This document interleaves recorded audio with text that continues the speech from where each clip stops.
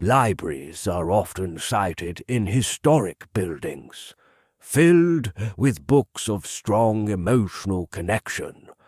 This makes them a prime location to experience paranormal activity. Here are 10 of the most haunted libraries in the UK.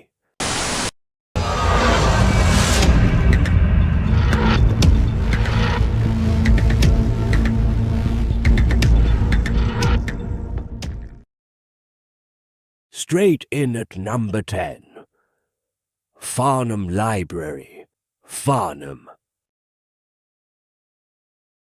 There are rumours that King Charles I's ghost haunts the Farnham Library. He was imprisoned in Vernon House, which currently serves as the town library, after receiving a death sentence for treason during the Civil War. Later, he was sent to London and executed there. Witnesses have reported seeing his ghost and asserting that his spirit visits the building. At number 9, Central Library, Liverpool. Of the 22 libraries in the city, Liverpool Central Library is the biggest and has heard many ghost stories, including tales of shadows moving around obscure room corners. Additionally, there have been reports of strange hauntings, including the presence of a glowing-eyed black cat and a demonic mouse. It can occasionally be seen in the International Room and is frequently heard throughout the building at night. Number 8. Felbrigg Hall, Felbrigg. William Wyndham III, a bookworm, formed his home at Felbrigg Hall, Norfolk.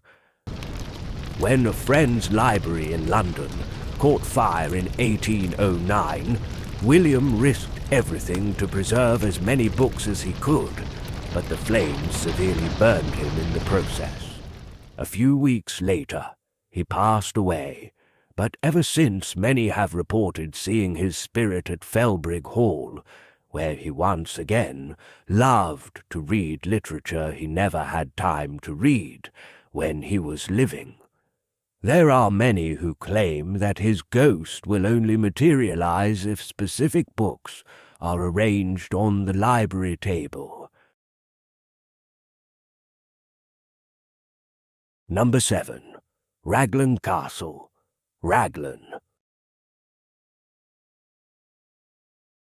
The spirit of the old librarian haunts the library ruins at Raglan Castle in Wales. As recently as 2001, sightings of the ghost in Bardic attire have been reported from the area of the castle that used to be the library. This library played a significant part in the Civil War by concealing a cache of priceless books and manuscripts in a covert tunnel under the castle. Although the date and manner of the librarian's death are unknown, it is said that his ghost is still keeping watch over the secret stash of literary gems. Number 6. St. John's College Library, Oxford. The headless ghost of Archbishop William Laud, who was murdered in 1645 after being impeached by the Long Parliament, is rumoured to haunt the University of Oxford Library. It is reported that his ghost kicks his severed head across the library floor, upsetting the tranquility of the space. Other people have claimed to have heard the sound of disembodied footsteps in the Laudian Library, a lengthy reading area that Laud constructed in the 17th century. Number 5. Senate House Library, London. The University of London Senate House Library has nearly 13,000 books and papers on magic and the paranormal that make up renowned paranormal investigator Harry Price's collection of magical literature. The collection is located on the 8th level of the library. A full-bodied apparition of an unidentified guy wearing a cloak and a glowing blue lady has also been spotted by library staff, who have also claimed hearing whispers and laughing coming from this area of the building, as well as seeing books float.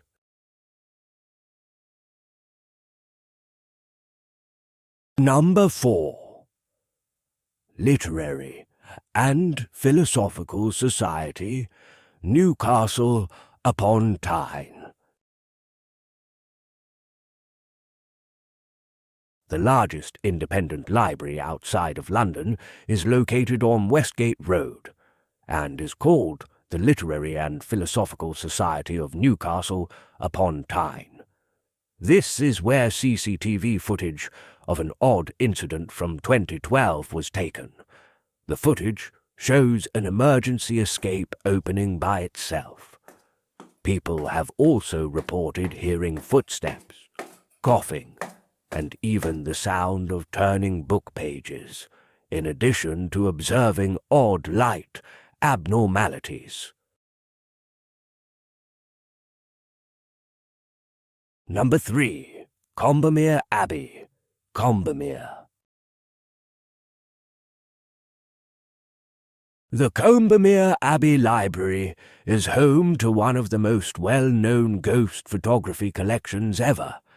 Lord Combermere, a British cavalry captain who died in 1891 after being ran over by a horse-drawn carriage, is rumoured to haunt the structure.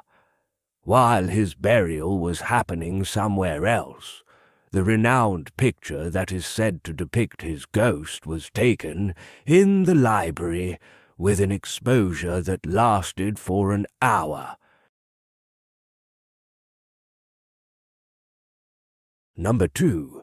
Bristol Central Library, Bristol.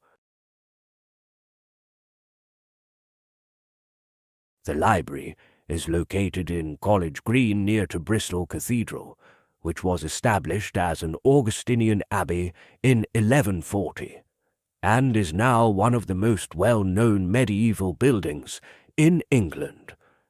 The ghost of a monk who is frequently seen strolling around in a grey habit is claimed to haunt College Green as a whole, including the cathedral and the library.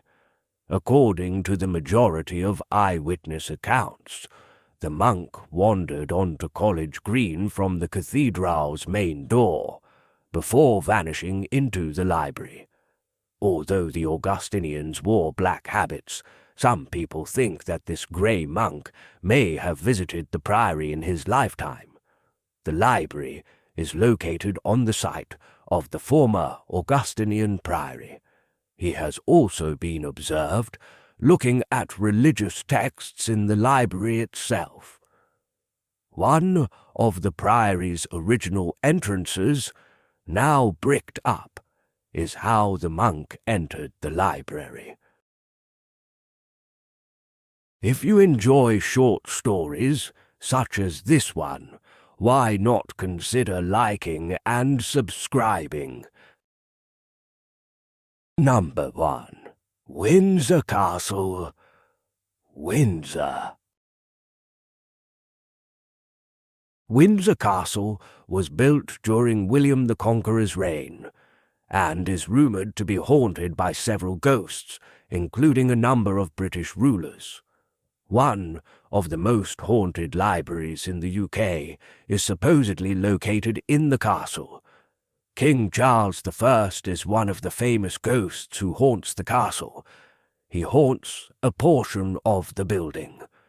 Many members of the royal family have seen Elizabeth I, who haunts the royal library. Around the castle, one may also hear King Henry VIII groans and stumbling feet. In the room where he was frequently imprisoned, one can also see King George III's face looking out of the window. There are rumors that a little boy's spirit haunts the deanery, a section of the castle. There is a legend that a former royalist prisoner haunts the Norman Tower. The ghost of a man and his horse has been observed walking through the walls of the kitchen.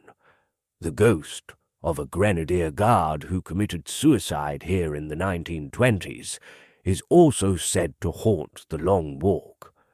He has been seen at least twice since his death. See you next time.